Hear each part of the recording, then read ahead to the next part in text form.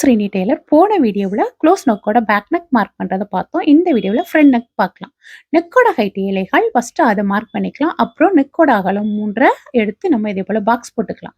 3 இன்ச்சில் ஒரு கோடு போட்டுடுங்க. 5 இன்ச்சில் ஒரு கோடு போட்டுடுங்க. 3 இன்ச்சில் 1/2 சென்டிமீட்டர் உள்ள தள்ளி மார்க் பண்ணிடுங்க. 5 இன்ச்சில் 1 இன்ச்சு தள்ளி உள்ள நம்ம மார்க் பண்ணிக்கலாம். இப்போ ட்ரெண்டிங்கா இருக்கிற மாதிரி எனக்கு க்ளோஸ் நெக்கா பிளவுஸ் போட ஆசை. ஆனா கழுத்தை நெரிக்க கூடாது அப்படிங்கிறதுக்காக 3 இன்ச் அகலம் கொடுக்கும். இவ்வளோ க்ளோஸ் நெக்னால நான் தாராளமா போடுவேங்கிறவங்களுக்கு நெக்கோட அகலம் 2.5 சென்டிமீட்டர் வச்சா போதும்.